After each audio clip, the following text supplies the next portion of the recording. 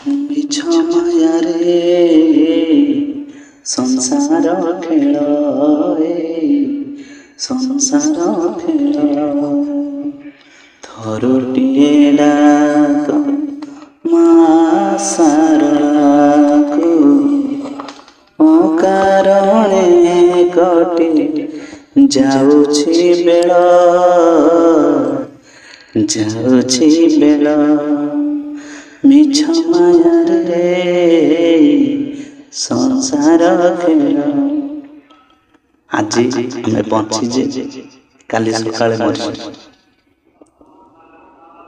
କହିହବ ବୃଦ୍ଧା ହେଇଯିବା, ଆମେ ଆମର ଘର ସଂସାର ସବୁ କିଛି ସକଳ କର୍ମକୁ ସମ୍ପାଦିତ କରି ତାପରେ ପ୍ରଭୁଙ୍କର ନାମ ନେବା ପାଇଁ ଆଗଭର ହୋଇପାରିବା ବା ଆଗେଇ ଯିବା। କହିହବ ଆଜିର ମଣିଷ କାଲିକି ନାହିଁ, ନିଶ୍ୱାସକୁ କିଏ ବା ଭରସା, ଆଉ ଆଜି ଅଛି କାଲିକି ନାହିଁ। ତେଣୁ ନିଶ୍ୱାସ ଉପରେ କିଛି ବି ଭରସା ନାହିଁ।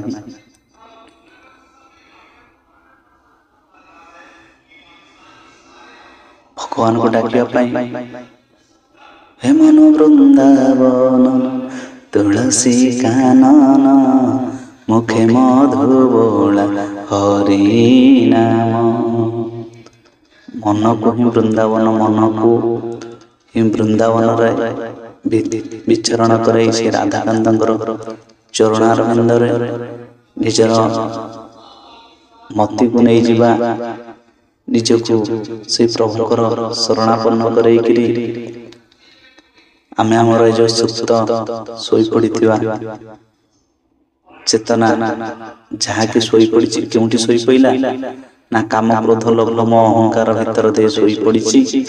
ତାକୁ ଟିକେ ଜଗେଇ ଉଠିବା, ପ୍ରଭୁଙ୍କର ନାମ କୀର୍ତ୍ତନ ଭିତର ଦେଇକିରି, ତାମାନେ ଯେଉଁମାନେ ପ୍ରଭୁଙ୍କର ନାମ କୀର୍ତ୍ତନ କରୁଛନ୍ତି ସେମାନଙ୍କର ସଂସାର ନାହିଁ କି ପରିବାର ନାହିଁ। ଏଇଟା ହିଁ ଭୁଲ। କାହିଁକି ନା ସମସ୍ତେ ଯଦି ନାମ କୀର୍ତ୍ତନ ଭଗବାନଙ୍କର ନାମ ନେବା ପାଇଁ ସନ୍ନ୍ୟାସୀ ହେଇଯିବେ, ତାହେଲେ ସଂସାର ପୁଣି ଚାଲିବ କେମିତି? ମନୁ ସତରୂପା ସେମାନଙ୍କ ମନ ଭିତରେ ଯଦି ବୈରାଗ୍ୟ ହେଇଥାନ୍ତା, ଆଉ ଏ ସୃଷ୍ଟି ବି ହେଇପାରିନଥାନ୍ତା, ଯାହା ବି ହେଉନା କାହିଁକି। ତେଣୁ ଏ ସୃଷ୍ଟିର ରକ୍ଷା ନିମନ୍ତେ ହିଁ ଭଗବାନଙ୍କୁ ଡାକିବା ଆବଶ୍ୟକ, ଆଉ ଭଗବାନଙ୍କୁ ଡାକିଲେ ହିଁ ଏ ସୃଷ୍ଟି ଆଗକୁ ଆଗ ବଢ଼ି ଚାଲିବ। ତେଣୁ ଆମର ମାନଙ୍କର ପ୍ରତ୍ୟେକ ଜୀବନରେ ସଂସ୍କାର ଦରକାର। ସଂସ୍କାର କଣ ନା, ସେ ସଂସ୍କାର ହଉଛି ଆମର କେତେଟା ସଂସ୍କାର ହେଇଗଲେ କଣ ହୁଏ ନା, କେତେଟା ପୂର୍ବ ଜନ୍ମର ଯୋଉ ପାତକ ଥାଏ, ଗ୍ରହ ରିଷ୍ଟ ସେସବୁ ଖଣ୍ଡନ ହେଇଯାଇଥାଏ, ବା ଆମେ କିଛି ପୁଣ୍ୟ କରିଥାଉ ବା ପୁଣ୍ୟ କରି ବସିଥାଉ, ସେ ପାପ ଗୁଡାକ ନାଶ ହେଇଯାଇଥାଏ। ବୈଦିକ କର୍ମକାଣ୍ଡ ଭିତରେ ସଂସ୍କାର ହେଇଥାଏ। ପ୍ରତ୍ୟେକ ଧର୍ମ ଭିତରେ ଅଛି, ସଂସ୍କାର ଅଛି। ଏଭଳି ଭାବରେ ଅବ୍ୟକ୍ତ ଭାବକୁ ବ୍ୟକ୍ତ କରିବା ବହୁତ କଠିନ ଜିନିଷ।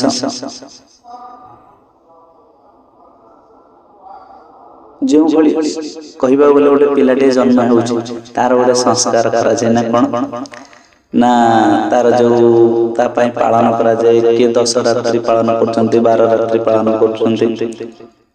ତାପରେ କଣ ହଉଛି ନା, ତାର 21 ହଉଛି, ନାମକରଣ କରାହଉଛି, ସେଇଟା ହଉଛି ତାର ସଂସ୍କରଣ କରାଯାଏ। ସେଇଭଳି ଭାବରେ ବ୍ରାହ୍ମଣ ସନ୍ତାନଟିଏ ତାର ବ୍ରତ ଘର ହୁଏ, ସେଠି ତାର ସଂସ୍କାର, କିଛିଟା ସଂସ୍କାର କରାଯାଏ। ତାପରେ ଜଣେ ବୈଷ୍ଣବ ଧର୍ମରେ ଗ୍ରହଣ କରୁଛି, ଭଗବାନଙ୍କର ନାମ ପୂଜା ଅର୍ଚ୍ଚନା କରିବା ପାଇଁ ତାକୁ ବି କିଛି ସଂସ୍କାର, ତାର ବି କିଛି କରାଯାଏ। ତାପରେ ଏଭଳି ଭାବରେ ଜଣେ ସନ୍ନ୍ୟାସୀ ଯାଉଛି, ତାର ବି କିଛି ସଂସ୍କାର କରାଯାଉଛି। ତାପରେ ହଉଛି ନା, ଜଣେ ମୃତ୍ୟୁବରଣ କରୁଛି, ତାର ବି କିଛି ସଂସ୍କାର କରାଯାଉଛି। ତେଣୁ ଆମର ଜନ୍ମରୁ ମୃତ୍ୟୁ ପର୍ଯ୍ୟନ୍ତ ବିଭିନ୍ନ ପ୍ରକାର ସଂସ୍କାର କରାଯାଏ। ତେଣୁ ଦୀକ୍ଷା ନବା ଭିତର ଦେଇକରି କିଛି ଯଦି ସଂସ୍କାର କରିଦିଆଯାଇଥାଏ, ତାହେଲେ ଯୋଉ ମନ୍ତ୍ର ଆମେ ଗାନ କରୁଛେ, ମନନ କରୁଛେ, ପାଠ କରୁଛେ, ତାହା ଅତି ଶୀଘ୍ର ସକ୍ରିୟ ହୋଇ ଉଠେ।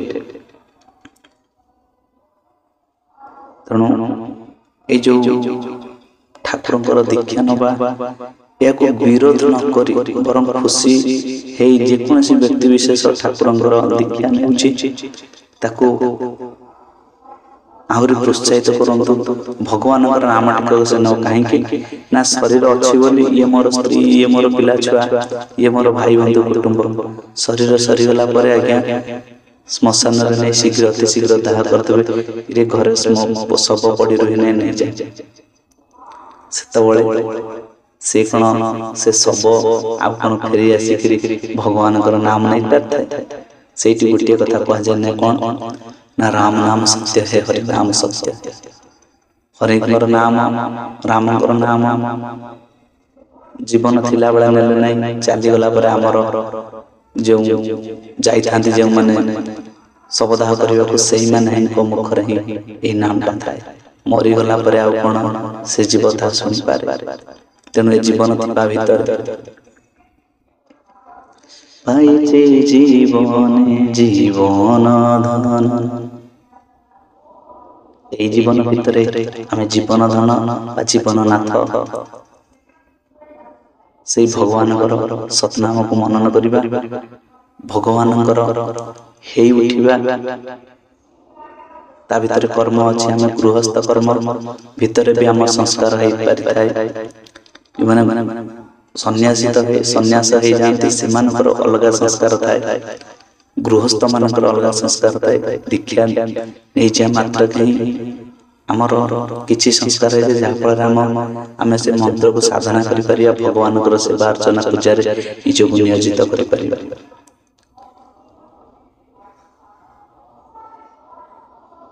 ଏଭଳି ଭାବରେ ଦୀକ୍ଷାର କଥା ଆମକୁ ଆଜି କଷ୍ଟ ଲାଗେ କଣ ନା ମୋ ଦୀକ୍ଷା ନେଲେ ମୁଁ ଏଇ କର୍ମ କରିପାରିବି, ଏଇ କର୍ମ କରିପାରିବିନି। କାହିଁକି ନା କୁକର୍ମ ଆଉ ଦୀକ୍ଷା ନେଲା ପରେ ଆଉ କରା ହେଇପାରେ ନାହିଁ। ଯଦି କିଏ କରନ୍ତି ତାହେଲେ ତାକୁ ସେ ବ୍ୟକ୍ତି ବିଶେଷ ହିଁ ପାପ ଲାଗିଥାଏ। ସତ୍କର୍ମ, ସତନାମ, ସତ୍ ଦୀକ୍ଷାତୁ ଏକୁ ନେନେ ଇଷ୍ଟ ତେରକ ସମ୍ପ୍ରୀତି ମରଣ ତାରଣ ଜେନେ ଏ ନାମ ଜପେ କାଟୟ କାଳ ଜମ ଭିତ୍ତି। ତେଣୁ ପ୍ରତ୍ୟେକଙ୍କ ଜୀବନରେ ଦୀକ୍ଷାର ଆବଶ୍ୟକତା ଅଛି। ସଦ୍ଗୁରୁଙ୍କର ଶରଣାପନ୍ନ ହୋଇ ସଦମନ୍ତ୍ରକୁ ଧାରଣ କରି ଭଗବାନଙ୍କର ସେବା ଅର୍ଚ୍ଚନାରେ ନିଜକୁ ନିୟୋଜିତ କରିବାର ଅଛି। ଆଉ ଯେଉଁମାନେ ଏହି କ୍ଷେତ୍ରରୁ ନିଜର ପରିବାର ବର୍ଗଙ୍କୁ ଦୂରେଇ ରଖନ୍ତି ବା ଅଟକାନ୍ତି, ସେମାନେ ତାଙ୍କର ଗୋଟେ ମିତ୍ର ନୁହେଁ, ବରଂ କହିବାକୁ ଗଲେ ଶତ୍ରୁ। ସେ ସିନା ଭାବନ୍ତି ଏ ମୋର ସ୍ତ୍ରୀ, ଏ ମୋର ସ୍ୱାମୀ, ଏ ମୋର ପିଲା ଛୁଆ, ଏ ମୋର ବାପା ବୋଉ, କିନ୍ତୁ ବାସ୍ତବିକ କ୍ଷେତ୍ର ଦେଖନ୍ତୁ ଏଠି କେହି କାହାର ନୁହେଁ। ଶରୀର ଅଛି ବୋଲି ସମସ୍ତେ ସମ୍ପର୍କ ନେଇ ବସିଛନ୍ତି। ଶରୀର ସରିଗଲା ପରେ ଆଉ ସେ ସମ୍ପର୍କର କୌଣସି ମାନ୍ୟତା ନଥାଏ। ତେଣୁ ଭଗବାନଙ୍କର କ୍ଷେତ୍ର ଆଡ଼କୁ ଯିବା ବେଳକୁ ଯେଉଁମାନେ ବାଧକ ସାଜୁଛନ୍ତି ଏଇଠି ଭାବି ନେବାକୁ ହବ ସେଇମାନେ ହିଁ ଆମ ପାଇଁ ଗୋଟିଏ ଗୋଟିଏ କଣ୍ଟାର ପଥ। ଆମେ କଣ୍ଟାକୁ ଦୂରେଇ ନେଇ ଭଗବାନଙ୍କର ଧାମ ଆଡ଼କୁ ଯିବା ଆବଶ୍ୟକ। ଆଉ କଣ ହଉଛି ନା କୁକୁର ଭଳି ଜୀବନ ବିତେଇବା ବି ଗୋଟିଏ ପ୍ରକାର ଭଲ କହିଲେ ବି ଖରାପ କହିଲେ ବି ଯାଏ। ନା ଭଲ କଣ ନା ବେକରେ କଣ୍ଠିଟିଏ ଥିବ, ତୁଳସୀଙ୍କର ଶରଣାପନ୍ନ ହେଇଥିବେ, ପ୍ରଭୁଙ୍କର ନାମ ଟିକେ ନଉଥିବେ, ଦୀକ୍ଷା ନେଇଥିବେ, ତାହେଲେ ସିଏ ହଉଛନ୍ତି ଭଗବାନଙ୍କର ଦାସ। ଆଉ ଗୋଟେ ଦାସ ଆଜ୍ଞା କୁକୁର ଜୀବନ ଦାସ।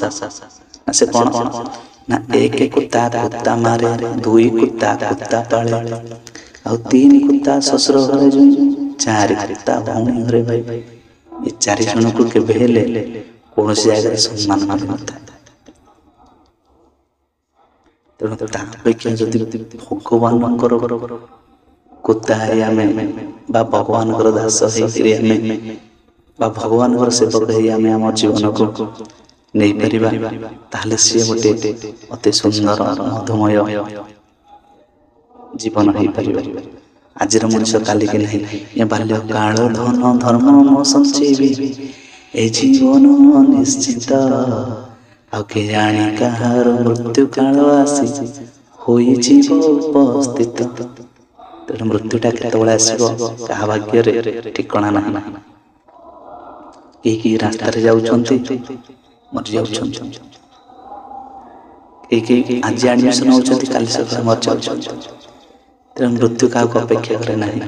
ତେଣୁ ଏ ଜୀବନ ଥାଉ ଥାଉ ଆମେ ଭଗବାନଙ୍କର ମାର୍ଗରେ ଯିବା, ଆଉ ଅନ୍ୟମାନଙ୍କୁ ବି ଭଗବାନଙ୍କ ମାର୍ଗରେ ପ୍ରେରିତ କରିବା ହେଉଛି ସବୁଠାରୁ ବଡ଼ ଧର୍ମ। ଆଉ ମିତ୍ର ସିଏ ଯିଏ ଭଗବାନଙ୍କର କ୍ଷେତ୍ରରେ ଯିବା ପାଇଁ ଆହୁରି ପ୍ରୋତ୍ସାହନ ଦେଇଥାଏ। ତେଣୁ ଏଇଠି ଚିନ୍ତା କରନ୍ତୁ, ଆପଣମାନେ ଆପଣମାନଙ୍କର ପରିବାର ଆଉ ନିଜର ଶତ୍ରୁ ହେବେ ମିତ୍ର ହେବେ। ଯିଏ ଭଗବାନଙ୍କ ଆଡ଼କୁ ପ୍ରେରିତ କରେ ସିଏ ହେଉଛନ୍ତି ମିତ୍ର ହେଇଥାଏ। ଆଉ ଯିଏ ସଂସାରରେ ଖାଲ ଢିପ ଆଡ଼କୁ ପ୍ରେରିତ କରିଥାଏ, ମାନେ କାମ କ୍ରୋଧ ଲୋଭ ମୋହ ଅହଙ୍କାର ଏଇ ଭିତରକୁ ପ୍ରେରିତ କରିଥାଏ, ସିଏ ଶତ୍ରୁ ହେଇଥାଏ। ଆମର ଅଭାବ ଅନଟନ ଆମକୁ ଚିଡ଼ିଚିଡ଼ା କ୍ରୋଧି ରାଗି କରେଇ ଦେଇଥାଏ। ସମସ୍ତେ ଆମେ ଜୀବନରେ ରାଗିଥାଉ, ମୁଁ ବି ରାଗୁଛି, ଆପଣମାନେ ବି ରାଗୁଥିବେ। କାହିଁକି ନା ଆମର କିଛି ନା କିଛି ଅଭାବ ରହିଯାଇଛି। ସେଇ ଅଭାବଟା ଯେପର୍ଯ୍ୟନ୍ତ ପୂରଣ ନ ହେଇଛି ସେ ପର୍ଯ୍ୟନ୍ତ ମନଟା ଚିଡ଼ି ଚିଡ଼ି କ୍ରୋଧାନ୍ୱିତ ହେଇଥାଏ।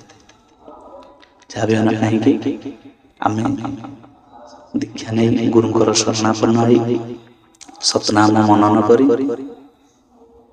ସେହି ଗୁରୁ ଗୋବିନ୍ଦଙ୍କର ଚରଣ କମଳକୁ ପାଥେୟ କରି ଭଗବାନଙ୍କର ନାମକୁ ନିଜର ଆଶୀର୍ବାଦ ରୂପେ ମନନ କରି ସେଇ ଭଗବାନଙ୍କର ସ୍ୱରୂପକୁ ଚିନ୍ତନ କରି ଭଗବାନଙ୍କର ଭିତରେ ଆମେ ଲୀନ ହେଇଯିବା। ଆଜିର କଥା ବା ବିଷୟବସ୍ତୁ ଗୋଟିଏ ଦୀକ୍ଷା ନେବା କାର୍ଯ୍ୟକ୍ରମ ଭିତର ଦେଇକରି କଥା ଥିଲା।